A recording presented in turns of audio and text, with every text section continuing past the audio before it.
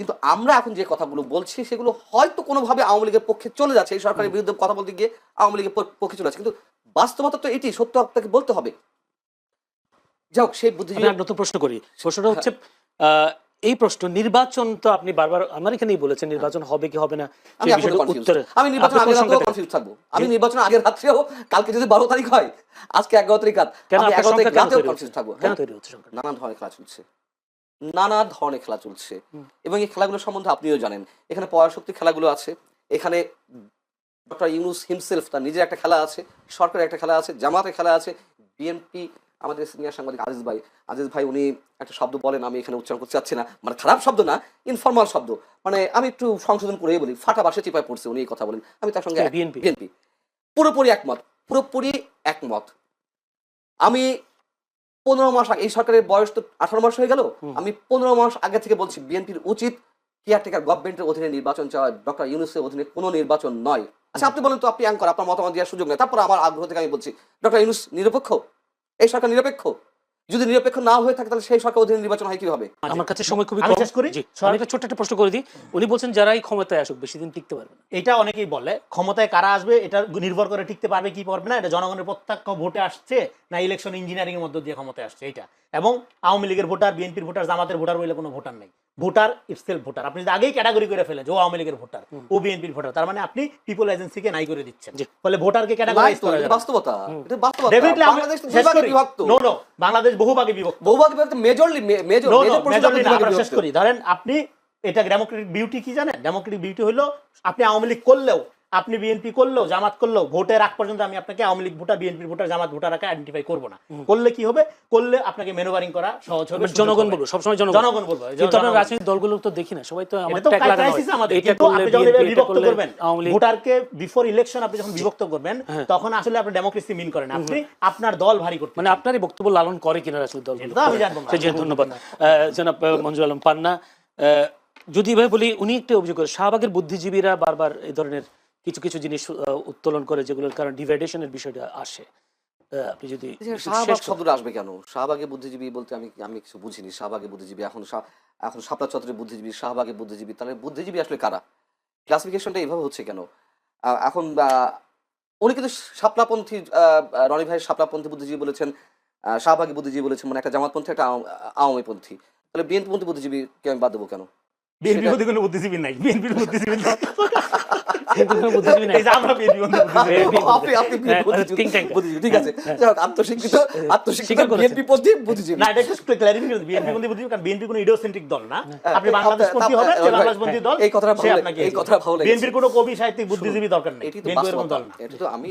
জনগণের দল। রনি ভাইকে একটু খুঁচা দিয়ে কথা বললাম, এটা তো বাস্তবতা। দেখুন, আমি শাহবাগী বুদ্ধিজীবী বলি না, ওই শব্দটা অনেকে গালাগালি পর্যায়ে নিয়ে গেছে বা ওইভাবে ইউজ করতেছে, এখন, আগে ছিল না, সাম্প্রতিক সময়টি হয়েছে। আমি তো শাহবাগে গেছি, আমি তো গণজাগরণ মঞ্চে গেছি, আমি তো যুদ্ধাপরাধী বিচার চেয়েছি, আমি তো এই, আপনি কি ফাঁসি চাইছেন না বিচার চাইছেন? বিচার চেয়েছি আমি।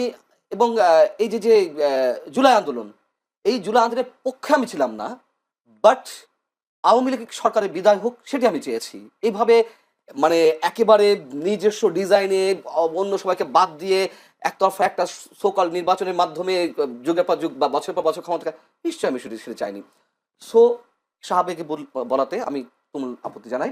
এখন বিষয় হচ্ছে যে, হ্যাঁ ঠিকই তো, সেই বুদ্ধিজীবীরা কোথায়? আওয়ামীপন্থী যে বুদ্ধিজীবীরা ছিল, যারা দিন দার 15 বছর মুক্তিযুদ্ধের কথা বলতে বলতে মুখে ফেনা তুলে ফেলেছেন, সেই বুদ্ধিজীবীরা কোথায়? লুকিয়ে আছে, পালিয়ে আছে, তাদের সপক্ষে যে যুক্তি দেওয়া হচ্ছে পেলে মেরে ফেলবে, হ্যাঁ এটা সত্য কথা, আমাদেরকেও তো পেলে মেরে ফেলবে। আমরা তো একেবারে ওই যে আওয়ামী লীগের হালুয়া রুই খাওয়ার সাংবাদিক তাও তো না, বা আওয়ামীপন্থী সাংবাদিক তাও তো না, কিন্তু তারপরে সত্য কথা বলার কারণে এখন মবের হুমকি দিচ্ছে, মেরে ফেলা হুমকি দিচ্ছে, জেলে নিয়ে যাওয়া হয় হয়তো। কিন্তু আমরা এখন যে কথাগুলো বলছি সেগুলো হয়তো কোনোভাবে আওয়ামী লীগের পক্ষে চলে যাচ্ছে, এই সরকারের বিরুদ্ধে কথা বলতে গিয়ে আওয়ামী লীগের পক্ষে চলে যাচ্ছে, কিন্তু বাস্তবতা তো এটি, সত্য আপনাকে বলতে হবে। যাক, সেই বুদ্ধিজীবী নতুন প্রশ্ন করি। প্রশ্নটা হচ্ছে এই প্রশ্ন নির্বাচন তো আপনি বারবার আমার এখানেই বলেছেন নির্বাচন হবে কি হবে না, আমি নির্বাচন আগের রাত্রেও কনফিউজ থাকবো। আমি নির্বাচন আগের রাত্রেও, কালকে যদি 12 তারিখ হয়, আজকে 11 তারিখ রাত, আমি 11 তারিখ রাতেও কনফিউজ থাকবো। কেন তৈরি হচ্ছে সংখ্যা? নানান ধরনের খেলা চলছে, নানা ধরনের খেলা চলছে, এবং এই খেলাগুলো সম্বন্ধে আপনিও জানেন। এখানে পরাশক্তি খেলাগুলো আছে, এখানে ডক্টর ইউনূস হিমসেলফ তার নিজের একটা খেলা আছে, সরকারের একটা খেলা আছে, জামাতের খেলা আছে, বিএনপি, আমাদের সিনিয়র সাংবাদিক আজিজ ভাই উনি একটা শব্দ বলেন, আমি এখানে উচ্চারণ করতে চাচ্ছি না, মানে খারাপ শব্দ না, ইনফরমাল শব্দ, মানে আমি একটু সংশোধন করেই বলি, ফাটা বাসে চিপায় পড়ছে, উনি এই কথা বলেন, আমি তার সঙ্গে বিএনপি বিএনপি পুরোপুরি একমত, পুরোপুরি একমত। আমি 15 মাস আগে, এই সরকারের বয়স তো 18 মাস হয়ে গেল, আমি 15 মাস আগে থেকে বলছি বিএনপির উচিত কেয়ারটেকার গভর্নমেন্টের অধীনে নির্বাচন চাওয়া, ডক্টর ইউনূসের অধীনে কোনো নির্বাচন নয়। আচ্ছা আপনি বলেন তো, আপনি অ্যাঙ্কর, আপনার মতামত দেওয়ার সুযোগ নেই, তারপর আমার আগ্রহ থেকে আমি বলছি ডক্টর ইউনূস নিরপেক্ষ, এই সরকার নিরপেক্ষ? যদি নিরপেক্ষ না হয়ে থাকে তাহলে সেই সরকার অধীনে নির্বাচন হয় কিভাবে? এবং যতগুলো সিমটম দেখা যাচ্ছে, যদি আল্লাহর কোনো স্বয়ং সৃষ্টিকর্তার থেকে কোনো ঐশী বাণী নাজিল না হয় ডক্টর ইউনূসের কাঁধে, তাহলে এই নির্বাচন সুষ্ঠু নিরপেক্ষ হওয়ার কোনো লক্ষণ নেই, কোনো লক্ষণ নেই। চ্যালেঞ্জ করে যাচ্ছি, খোদ সৃষ্টিকর্তার ঐশী বাণী নাজিল হতে হবে ডক্টর ইউনূসের উপরে। উনি দাঁড়িয়ে দাঁড়িয়ে বলবেন তরুণদের মধ্য থেকে অনেকে এমপি নির্বাচিত হবেন, উনি তরুণদের দল মানে এনসিপির ভিতর থেকে কেউ কেউ শিক্ষামন্ত্রী, উনি তো গভর্নমেন্ট ফর্ম করে দিচ্ছেন, উনি তো গভর্নমেন্ট ফর্ম করে দিচ্ছেন। তা এই লোক কিভাবে নিরপেক্ষ হয় আমি তো বুঝলাম না। এবং তার যে আরো পার্সিয়াল যে চিন্তা ভাবনা, যেসব কর্মকাণ্ড, তা তো একটা দল, এই যে গণভোট, এ তো এনসিপি এবং জামাতের দাবি ছিল, এবং যে প্রক্রিয়া এগোচ্ছে সবই এনসিপি এবং জামাতের ডিজাইন অনুযায়ী।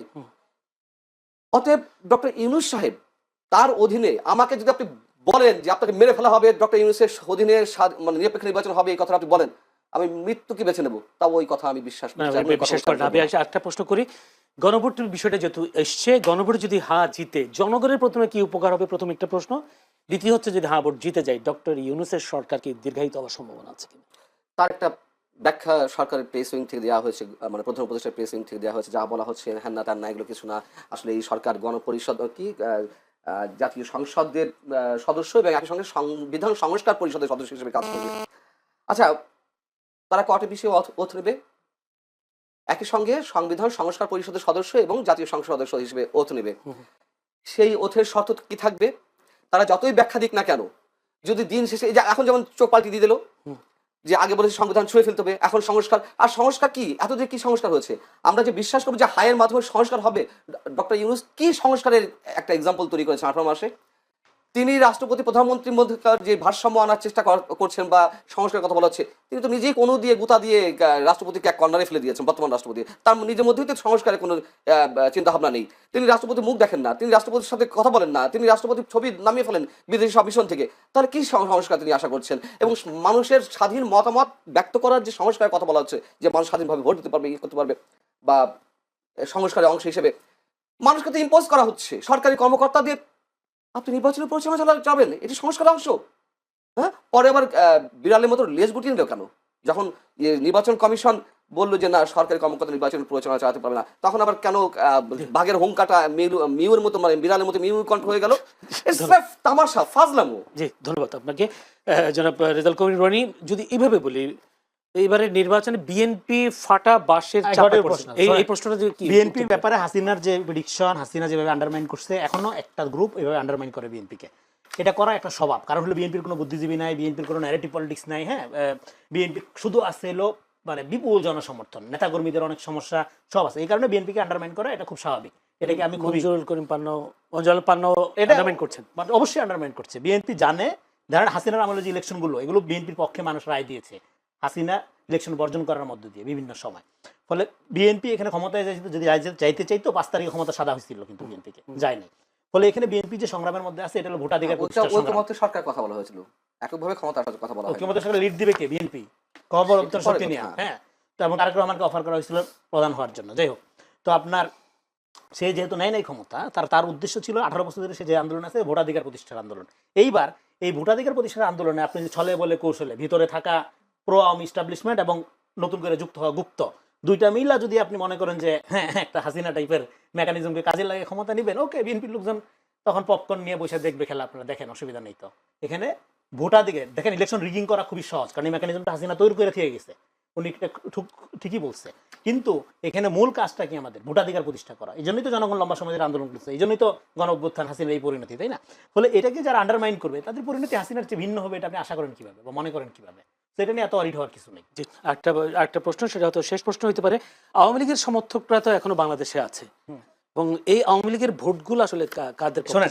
একটা হলো আওয়ামী লীগের যারা অপরাধী, তাদেরকে বিচার করা, মামলা বাণিজ্য না করা, তাদের হয়রানি না করা, আওয়ামী লীগ সমর্থন করাটা মানেই অন্যায়কারী, এইভাবে পোর্ট্রেট না করা, এটা খুব দ্রুত দরকার। আরেকটা হলো রিকনসিলিয়েশন, আমি যেটা বলছি, এটা নির্বাচন, এবং এই নির্বাচনটা একটা বড় রিকনসিলিয়েশন হিসেবে কাজে লাগবে। কারণ লোকালি দেখবেন যে আওয়ামী লীগ, বিএনপি, জামাত, জাতীয় পার্টি যাই করে একটা সম্পর্কের মধ্যে দিয়ে আমরা আবদ্ধ, সামাজিকভাবে ইয়া থাকে। ফলে মানে আপনার এই নির্বাচনের পরে আর এই জিনিসটা এরকম থাকবে না, সাধারণত থাকে না। হ্যাঁ, আরেকটা হলো যে আপনার রিয়েলি যদি ধরেন আওয়ামী লীগ কিভাবে পলিটিক্সে ফেরত আসবে বা আওয়ামী লীগ কি পলিটিক্স করবে, এটা আওয়ামী লীগের ব্যাপার, এটা আমরা জানি না। হ্যাঁ, এবং এটা নিয়ে আমাদের কত আগ্রহ নেই। কিন্তু মুশকিল যেটা হলো সেটা হলো বিশাল একটা অংশ এটা নিয়ে বিএনপির পক্ষ থেকে আগ্রহ নেই। এটা আওয়ামী লীগের আগ্রহ করতে হবে, যে বিশাল বস্তা আওয়ামী লীগের রাজনীতি অন্যজন করে দিবে এসে। না, ভোট দেওয়ার ক্ষেত্রে বলছি। আওয়ামী লীগ ফ্যাসিস্ট, তার রাজনীতি নিয়ে আগ্রহ নেই, কিন্তু জামাতের রাজনীতি নিয়ে আগ্রহ থাকবে আমাদের। এটা আপনার আগ্রহ থাকতে পারে জামাতের রাজনীতি, আমার আগ্রহ হইলো শুধু বিএনপি রাজনীতি করবে। আমার আগ্রহ হইলো ভোটাধিকার নিয়ে। হ্যাঁ, কথাটা আমি শেষ করি। আমার আগ্রহ হলো ভোটাধিকার নিয়ে। আওয়ামী লীগ কি করবে না করবে, আওয়ামী লীগের সমর্থন কি, এটা আওয়ামী লীগের লোকজন ঠিক করবে, আওয়ামী লীগ ডিসাইড করবে। এটা আপনি আমি ডিসাইড করতে পারবো না। একটা বুদ্ধিজীবী হিসেবে আপনি কি মানে গেস করতে পারেন? আমি তো শুরু থেকে বলতেছি রিকনসিলিয়েশন করা, আওয়ামী লীগকে প্রপারলি ডিল করা, অপরাধীদের একদিকে এবং যারা এটাকে পলিটিক্যাল ইডিওলজি মনে করে তারা আরেকদিকে, কিন্তু ঘরে ধরে করা যাবে না। এটা আওয়ামী লীগ ক্ষমতা থাকতে কি আমি বলতেছি, রিকনসিলিয়েশন করেন, সমাজকে হিলিং করেন। আওয়ামী লীগের লোক কি ট্রমাটাইজ না? হাসিনা পালাই গেছে, তাদের এই ব্যাপারে তারাও তো ট্রমাটাইজ। আবার এই যে বিপুল লোক নির্যাতিত, বিপুল মানুষ 15 বছর ধরে। ফলে দুই ট্রমাটাইজ লোকের মধ্যে একটা মুখোমুখি অবস্থান রেখে, একটা যুদ্ধাঙ্গী অবস্থা রেখে, একটা ঘৃণা সংস্কৃতি রেখে, মাঝখান দিয়ে নন পলিটিক্যাল শক্তি এবং পলিটিক্যাল প্রক্সি, আল্ট্রা ফ্যাসিস্ট শক্তি, হ্যাঁ, এগুলো ক্ষমতার ভাটোয়ারের দিকে নিয়ে যাওয়ার যে প্রক্রিয়া, এটা টোটাল জাতিকে একটা ডেঞ্জার জোনে ফেলে দিচ্ছে। সুবিধা যেটা, সেটা হলো মানুষ পলিটিক্যালি কনসাস হয়ে গেছে এই আপরাইজিং এর মধ্য দিয়ে, এবং মানুষ জানে কিভাবে এটা প্রোটেক্ট করতে হয়। হাসিনাকে ইন্ডিয়া মদত দিয়ে যেরকম অন্যায় করছে, আপনি যদি একইভাবে মনে করেন আমেরিকা আপনাকে মদত দিয়ে এখানে টিকায় রাখবে, ক্ষমতায় আনবে, সেটার জবাব কিভাবে দিতে হয় মানুষ জানে। ধন্যবাদ।